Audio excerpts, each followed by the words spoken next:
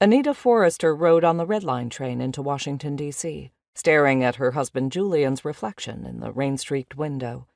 He hunched over his phone, his forehead wrinkled with a pained expression she recognized, while she herself endured a familiar ache in her gut. She longed to reach out to Julian, but knew it was pointless. The silence of their broken marriage was impenetrable with the memory of their dead son sitting between them. Today's trip was the first outing they'd shared following their son Stephen's death in a wildfire 2 years earlier. If she could even call it an outing. To her, it was more like attending a memorial service. The somber journey was anything but pleasant. "We should go together. He would want us both to be there," Julian had said days before, in a rare moment of speaking with her. Anita imagined he was right about attending the demonstration, so she agreed to join him despite the apathy overwhelming her since Stephen's death. This demonstration was something she cared about. She knew doing nothing had consequences. But she was exhausted, the kind of exhaustion that hovered around her like a shroud.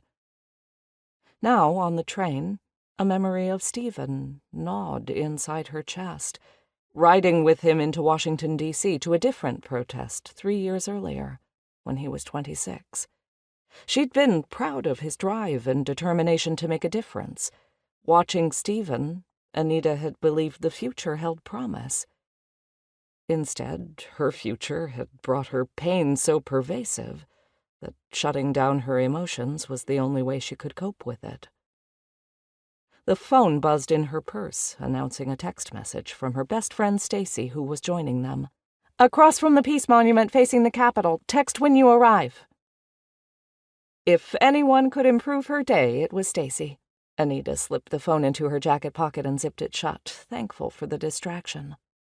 Tenleytown, AU, the stop for American University, lit up on the display in the front of their car, signaling the next station. Julian rose from his seat and moved into the aisle. "I'm meeting friends at AU," he said. "I'll see you down at the mall about 1 o'clock. Anita furrowed her brow, confused. "What? I don't understand. You said we were going together." "Stacy's there. You'll be fine. We'll be there soon."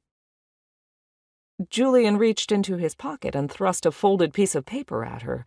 Bewildered, Anita took it.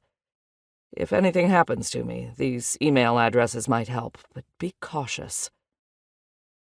She was stunned as her mind raced over this sudden disclosure of potential danger. "What are you talking about? What might happen to you?" He frowned and turned away as the metro slowed to a stop. "Julian, talk to me. What's going on?" He ignored her and stepped off the train. "Damn you, Julian," she muttered, vacillating between wanting to follow him and knowing he'd be mad if she did. He'd never introduced her to his friends at American University or invited her to join them. Although it hurt, she'd accepted that he had this other life without her.